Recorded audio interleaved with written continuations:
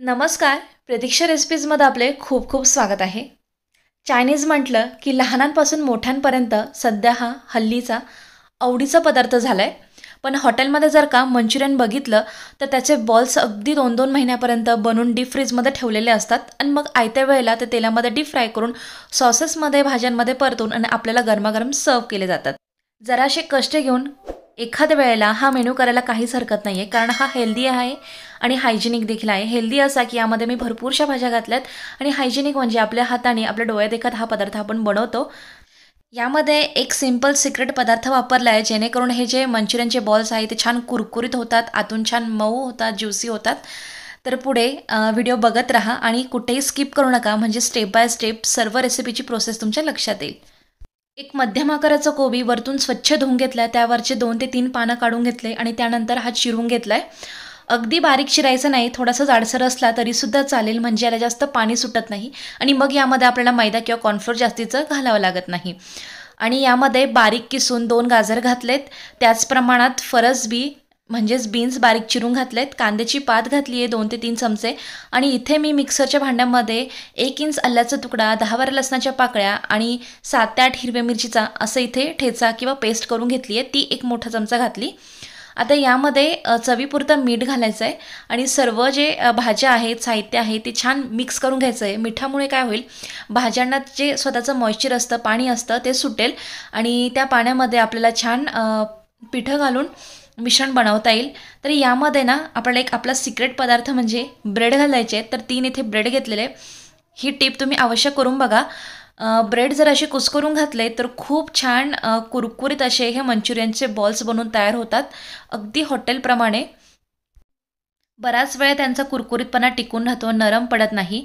आता यामध्ये आपल्याला मैदा घालायचा आहे, तर अगोदर मी इथे अंदाजा घेत यामध्ये मैदा घालणार आहे. 4 चमचे मैदा आहे. 4 चमचे मैदा घातला की यामध्ये डबल आपल्याला कॉर्नफ्लोअर घालायचं आहे. तर इथे मी 8 चमचे साधारण हे कॉर्नफ्लोअर टाकून घेते. त्यानंतर सर्व साहित्य जे आहे ते चांगलं मिक्स करून बघायचं आणि गरजेनुसार यामध्ये आपल्याला मैदा आणि कॉर्नफ्लोअर टाकून घ्यायचं आहे. थोडंसं मिक्स करून घेतलं आणि मग नंतर लक्षात आलं की यामध्ये सोया सॉस तर राहिला आहे. इतर कुठलेही सॉसेस नसले तरीसुद्धा चालेल, पण यामध्ये डार्क सोया सॉस अवश्य वापरायचं. यानेच मंचुरियनची चव खूप छान येते. साधारण 1 टेबलस्पून इथे मी डार्क सोया सॉस टाकला आहे.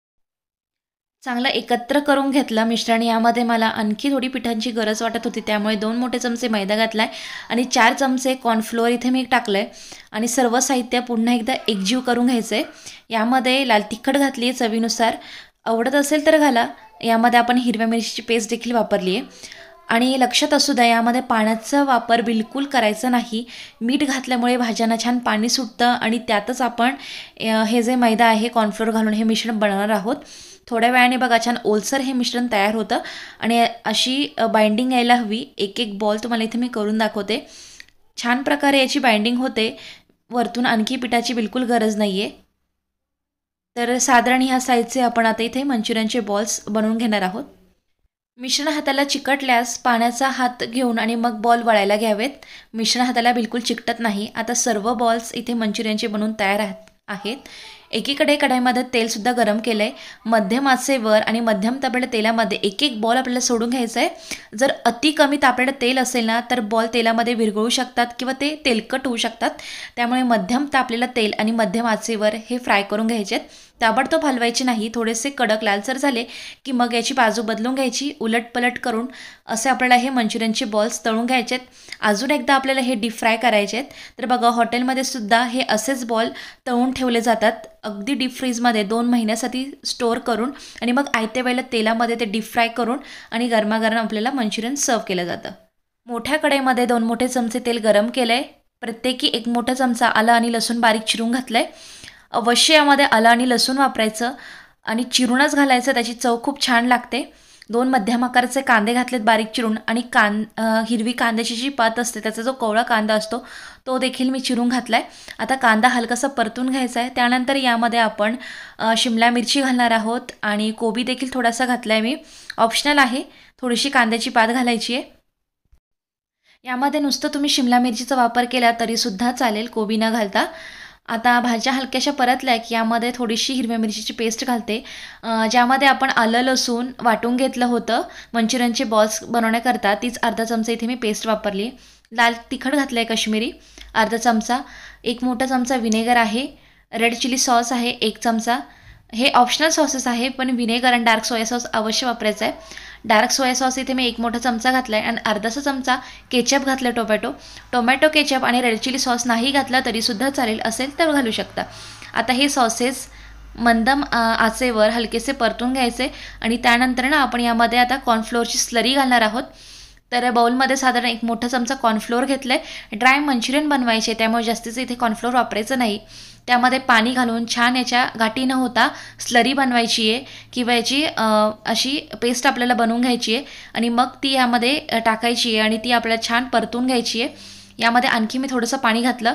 कॉर्नफ्लोअरमुळे ना छान ग्रेव्हीला दाटसरपणा येतो, पण आपल्याला हे ड्राय मंचुरियन बनवायचे त्यामुळे कमी प्रमाणात कॉर्नफ्लोअरचं बॅटर करून आणि मग मी टाकले.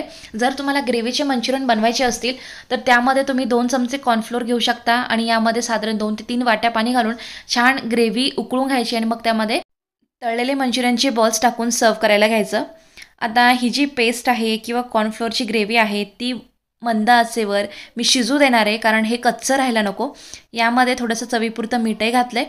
आता डबल फ्राईंग प्रोसेसमध्ये बघा, कढाईमध्ये छान हलकंसं धूर निघेपर्यंत मी छान कडकडीत तेल तापून घेतलं आहे. त्यामध्ये डबल हे मंचुरियनचे बॉल्स आपल्याला तळून घ्यायचे आहेत.